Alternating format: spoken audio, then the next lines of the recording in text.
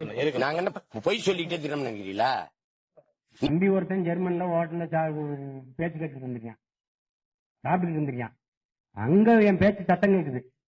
யாருமே பாக்குறேன், யாருமே தமிழ் ஆளுக்கானா, ஆனா என் பேச்சு கேக்குதுன்னு பார்த்தா ஒரு ஜெர்மானியன் கேட்டுக்கிட்டு இருக்காரு. உங்களுக்கு எப்படிங்க தமிழ் தெரியும்னா, நான் ஒரு ஈழத்தமிழர் கடையில வேலை செஞ்சேன். அவங்க இவர் பேச்ச போட்டு போட்டு போட்டு கேட்பாங்க. அதுல இவர் பேச்சுக்கு நான் அடிமையாயிட்டே, எனக்கு தமிழ் கொஞ்சம் புரியும். இவ்வளவு பேசுற ஒரு தலைவனை எப்படிங்க உங்க மக்கள் வெல்ல வைக்கல? நாங்க என்ன பொய் சொல்லிட்டே திரும்ப நினைக்கிறீங்களா? அதிபர் கொஞ்ச நெஞ்ச உருட்டி இருக்காரு. எப்பா பயங்கரமான ஆளா இருக்காருங்க. 15 வருஷத்துல முழுசா ஒருத்தான் பொய்யாவே வாழணும்னா அதிபரை பார்த்தா கத்துக்கணும். சும்மா சும்பப்பயிலுக்கு நான் வீடு வீடுக்கு கும்பிட்டு அம்மா எனக்கு ஓட்டு போடு அதெல்லாம் கேட்க மாட்டேன். என் தங்கச்சி எல்லாத்தையும் சொல்லிட்டேன், அப்படிலாம் பேசாத நீ போயிருந்தாத. அதெல்லாம் ஒன்றும் அப்படிலாம் ஒன்றும் தேவையில்லை. இனமானத்திற்காக நிற்கிறேன், ஆனால் தன்மானத்தை இழந்துட்டு நிற்க மாட்டேன். மானத்துக்காக நிக்கிறவர் தன்மானத்தை இழந்துட்டு நிக்க மாட்டேன் அப்படின்னு சொல்லிட்டு அழகா தலைவர் சொல்றாரு. ஐயா, நீங்க கீழே உளுந்து அப்படி இப்படி கையெடுத்து கும்பிட்டு எதுவுமே நீங்க ஓட்டை கேட்க மாட்டீங்க. சரி, கரெக்ட். திறநிதி எப்படி கேட்பீங்க? அன்பு சொந்தங்களே, அருமை தம்பிகளே, நம்ம இந்த மாதிரி எங்களை ஊக்குவிக்கிறதுக்கு நீங்க என்ன பண்றீங்கன்னா, நன்கொடையாக திறநிதியாக எங்களுக்கு 500 10 1000 2000 லட்சக்கணக்கிலையோ கோடி கணக்கிலையோ இல்லைன்னா ஒரு பென்சுக்காரோ வாங்கி கொடுத்து எங்களை மேன்மேலும் வளர, எங்களை இன்னும் பூரிப்பு அடைய, நாங்கள் எங்கள் சொந்த பந்தங்கள்லாம் நல்லா நீடூடி வாழ்க. சொந்த பந்தங்கள் என்ன பண்ணாங்க, நாங்கள் நீடூடி வாழ்க, இந்த மாதிரி எங்களுக்கு உதவித்தொகையாக இல்லைன்னா நன்கொடையாக இல்லைன்னா திறநிதியாக என்னத்தையாவது ஒரு பிச்சையை போடுங்க அப்படின்னு சொல்லிட்டு உட்காந்து கேட்கும் போதெல்லாம் அப்பெல்லாம் தன்மானம் விட்டு கொடுக்கலையா? ஏன்னா மனுஷனா இருக்கவன், தன்மானம் இருக்கிறவன் தான் உழைச்ச காசுல இருந்து நடத்துங்க. அவன் நீங்க ஒரு வீடியோ இப்பெல்லாம் பரவலா போயிட்டு இருக்கு. என்னது, ஒரு தாத்தா கிட்ட ஒரு பானையை தூக்கிட்டு அவரு காசை எண்ணி உள்ள தூக்கி போடுறாரு. பாவங்க அந்த பெரியவருன்னு சொல்லிட்டு அத்தனை பேரும் ஏமாந்து காசை தூக்கி போடுறாங்க. இந்த பேர் ஒரு பையன் நமக்காக பேசுறேன்னு நினைக்கிறாங்க. பட் இங்க பேக்ரவுண்ட்ல என்ன இருக்குன்னு நிறைய பேருக்கு தெரியாம ரியலைஸ் பண்ண மாட்டேங்கிறாங்க. எவ்வளவு பேருங்க ஏமாந்துட்டு இருக்காங்க. பாதி இப்போ நான் தான் ஆல்ரெடி நான் ஒன்று சொல்லியிருக்கேன்.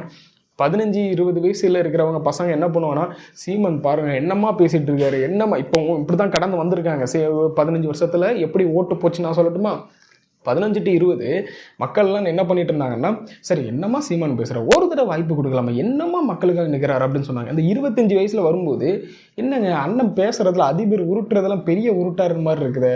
ஒருவேளை அண்ணன் பொய் தான் சொல்றாரோ, இத்தனை வருஷம் பொய் தான் சொல்லி ஆட்சி நடத்திட்டு ஆட்சி நடத்து பாருங்க, இப்படிதான் கட்டுக்கதையா அவுத்து விட்டுட்டு இருந்தாரோ அப்படின்னு சொல்லிட்டு தோணும். 30 வயசு வரும்போது அவன் அத்து பிடிண்டு வெளியே ஓடிடுவான். என்னடா உலகமாக பொய்க்காரனா இருக்கானடா, பொய்க்கே அவார்டு கொடுக்கணும், ஒருத்தன் ஆஸ்கார் லெவல்ல பொய் சொல்றான் அப்படின்னா இந்த ஒரு மனுஷனா தான் அப்படின்னு சொல்லிட்டு அத்தனை பேரும் முடிவு பண்ணிடுவாங்க. அதே மீறி 30 வயசு கடந்தும் ஒருத்தன் உள்ள இருக்கிறான் அப்படின்னா அவன் தான் இந்த உலகத்திலே மிகப்பெரிய முட்டாள். அதுக்கப்புறமா நாம் தமிழர் கட்சியில இருக்கிறவன் அப்படி இருக்கிற ஒரு முட்டாள் தான் கதறிட்டு இருக்கிறானுங்க. அந்த மாதிரி அண்ணன் கொஞ்சம் இதா பண்ணிட்டு இருக்கிறாரு. அதனால நீங்க திறன்னிதினா நீங்க இப்படி இறங்கிடுவோண்ணே, உங்களுக்கு மற்றபடிலாம் மானம் இதெல்லாம் வரணும், அப்படி நெஞ்ச இந்த ரெக்க மாதிரி தூக்கிட்டு போடா போடா நல்லா சாப்பிட்டு ஒருத்தர் 4-5 பேர் ஏறி மிதிக்கணும்னு சொல்லிட்டு வன்முறை தூண்டுவார். கொண்டு போயிட்டாங்களா? சொல்லுங்க, நீங்க நீங்க என்ன படிச்சீங்க? கொண்டு போயிட்டாங்க. எத்தனை? ஒரு 10 குறள் சொல்லுங்க டப்புன்னு. நான் சொல்லிட்டா என்ன பண்றீங்க? நீங்க பேசுங்க. பழசுதான். ஆனா இப்ப பார்த்தாலும் சிரிப்பு வருதுங்க. 10 குறளை சொல்லு, ஏண்டா தெரிஞ்சா சொல்ல மாட்டாரு அவருக்கு தெரியாது. ஏன்னா இப்ப தெரியிற மனுஷன் இருக்கான். இப்ப என்ன பண்ணிருக்கணும் இவரு, 10 குறள் அந்த டான் அடிக்கிறேன் பாரு அப்படின்னு சொல்லி டான்னு 10 குறளை அடிச்சு விட்டுட்டு அதுக்கப்புறம் இப்ப நீ சொல்றா பார்த்தலாம் அப்படின்னு சொல்லிட்டு நின்றுக்கலாம். பட் தலைவனுக்கே 10 குறள் தெரியாது. அப்படி குறள் தெரிஞ்சாலும் தப்பா அர்த்தத்தை சொல்லுவாரு. அப்படிப்பட்டதுதான் இந்த சீமான். அது தெரியாம இவர்கிட்ட 10 குறள் அப்படி கேட்டா அவருக்கு அப்படி தெரியாதுங்க. அவர் தமிழ் தேசியம், தமிழுக்காக நிற்கிறேன், எனக்கு அதை பிடிச்சிருக்கு இதை பிடிச்சிருக்குன்னு சொல்லுவார் தவிர அவருக்கு ஒன்றும் தெரியாது. சும்மா படிச்சுட்டு சொல்றது அவ்வளவுதான். அதை வச்சுதான் இன்ன வரைக்கும் கதையை உருட்டிக்கிட்டும் திறநிதி வாங்கிட்டு இருக்காரு. பங்காளி வடிவேல் சொல்ற மாதிரி அது வேற வாயி. மதுவிலே பீரோ பிராண்டியோ விஸ்கியோ ரம்மோ ஜின்னோ ஒயினோ எந்த கருமத்தை குடித்தாலும் போதும் என்று சொல்ல மாட்டான். தன்னிலை மறந்து மயக்கி விழுகிற வரை குடிப்பான். இது நார வாயிங்கிற மாதிரி எல்லாரும் சக்கரை தண்ணியில தான் சேனத்தை வைப்பாங்க. எனக்கு என் தாத்தா சாராய தொழில் கொண்டு வச்சுட்டான். அண்ணன் அதிபர் அண்ணன், சீமான் அண்ணன், சைமன் அண்ணன் எப்படின்னாலும் வச்சுக்கிறேங்க. இல்லைன்னா இந்த மான்கறி ஆமக்கறி இதெல்லாம் எல்லாத்திலாம் வச்சுடுங்க. ஆனா இது காதுங்க, வேற எதுவும் கிடையாதுண்ணே. என்னமா வச்சு புழுவுறானா? ஏன்னா மனுஷனா இருக்கிறவன் கொஞ்சமாவது பாதி பொய் சொல்லுவான், பாதி உண்மை சொல்லுவான்.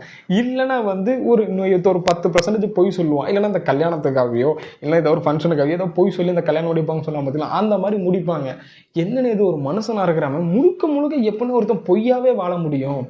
எப்படி எனக்கு புரியல. பேரில் இருந்து நீங்கள் திருநிதியில இருந்து இப்போ நீங்கள் இந்த உட்காந்து பொய்யா சொல்லிட்டு இருக்கேன் பார்த்தீங்களா. இப்போ இறந்தவொடனே சாராயத்தை தொட்டு வச்சாங்க. என்னன்னா இது உருட்டுகள். அதாவது பிடிச்சி அப்பமே உள்ளே போட்டுருங்க. அப்பமே சாராயம் கேட்குறது தப்பு. இவனை பிடிச்சி முதல்ல உள்ளே போடுங்க. சாராயம் குடிச்சிருக்கேன்னு சொல்கிறதில்ல, பிடிச்சி உள்ளே போடுங்க. எதுக்கு தானே நீங்கள் ஆதரவு கொடுக்குறீங்க எனக்கு புரியலண்ணே. அதாவது ஒரு அரசியல் கட்சியில் சேர்ந்துருக்கிறவர், ஒரு அரசியல் தலைவராக இருக்கிறவரை எப்படி பேசணும்னு தெரியாது, சுத்தமாக தெரியாது இவருக்கு. ஏன்னா ஒரு மேடை கிடைச்சிச்சுன்னா ஏதாவது ஒரு அவதூறு பேசுவார், இல்லைன்னா எவனையாவது யாரையாவது இழுத்து வச்சு பேசுவார். இப்போ விஜய் கிடைச்சிட்டார், விஜய் அவர்களை வச்சு இழுத்து பேசுறது. இந்த கட்சியில் இருக்க அத்தனை பேரும் பார்த்துருக்கீங்களா நீங்கள்? ஓங்கி பேசுவான், அது ஒரு இறக்கம். ஓங்கி பேசுவான். அவனுக்கு என்னன்னா அந்த ஓங்கி பேசுனா மக்களுக்கு வந்து உள்ள அப்படி போகும், நம்ம பேசுறதுதான் கரெக்டு, கத்தி பேசுனா இங்கே எல்லாரும் நம்பிடுவாங்க அப்படின்னு சொல்லி ஒரு அரசியலை பண்ணிட்டு இருக்கிறாரு. நான் ஒன்று சொல்றேன், இந்த ஓங்கி ஓங்கி ஓங்கி வைக்கணும்னு பேசுறீங்கல்ல, இதெல்லாம் வந்து மொத்தமாக நீங்கள் ஒரு நடிப்பு. இது வந்து உங்களோட நார்மலாக நீங்கள் இப்படி பேசணும்னு சொல்லிட்டுன்னே பேசுகிறீங்க. இது ஒரு நார்மல் பிஹேவியரே கிடையாது. புரியுதா உங்களுக்கு? இங்கே அத்தனை பேர் அந்த கட்சியில் இருக்கிற சின்னதுலேருந்து பெருசு வரைக்கும் இப்படி தான் துள்ளி குதிச்சுட்டு இருக்கோம். கொஞ்சமாவது திருந்துங்கடா. அதாவது இந்த கட்சியில் இருக்கிறத ஃபுல் ஹிஸ்ட்ரி எடுத்து படிங்க. இவங்கெல்லாம் யார், இந்த சாட்டு துறமன் யார், இந்த கட்சி எதனால ரன் ஆகிட்டு, ஏன் 15 வருஷமாக நம்ம ஒரு தொகுதியில் கூட ஜெயிக்க முடியல, ஒரு கவுன்சிலர் ஒரு 10 கவுன்சிலர் கூட நம்மளால் வைக்க முடியல ஏன் அப்படின்னு சொல்லிட்டு கொஞ்சமாவது சிந்திச்சிருந்தீங்க அப்படின்னா இந்த எலெக்ஷனில் ஏதோ ஒரு 2-3 சீட்டாவது நீங்கள் வின் பண்ணிடலாம். பட் நீங்கள் என்ன பண்ணிட்டு இருக்கீங்க அப்படின்னா, நம்ம தோத்தாலும் பரவாயில்ல, விஜய் அவர்கள் வந்து ஜெயிக்கக்கூடாதுன்னு சொல்லிட்டு வேலை பார்த்துட்டு இருக்கிறீங்க. அப்போ ஒரு நான் ஒன்று கேட்குறேங்க, 15 வருஷமா இத்தனை வருஷத்தில் ஒரு தொகுதி ஜெயிக்க முடியலன்னா நீங்கள் நல்லா யோசிச்சு பாருங்கள், அவங்க ஜெயிக்கிறக்கே வேலை பார்க்கல.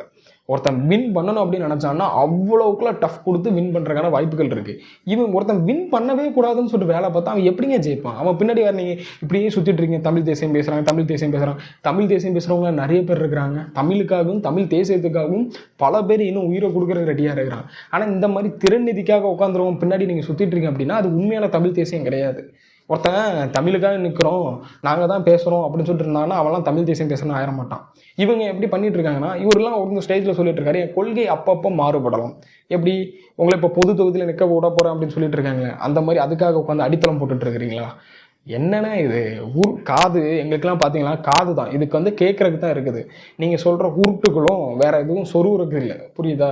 நல்லா பார்த்து ஒரு ஸ்டேஜ் கிடச்சுன்னா நிதானமாக பேச கற்றுக்குங்க. இன்னும் இந்த பல உருட்டுகளையும் இந்த மாதிரி தான் சம்பாதிச்சுட்டு இருக்கீங்க அப்படின்னா இந்த 19 லட்சம் ஓட்டா அந்த 19 நான் தெரிஞ்சு 9000 ஓட்டாக மாறலாம், இல்லைன்னா 9 ஓட்டாக கூட மாறலாம். உங்கள் கூட இருக்க மட்டும் ஓட்டு போட்டு நீங்களே இருந்துக்கிடுங்க கட்சியில்.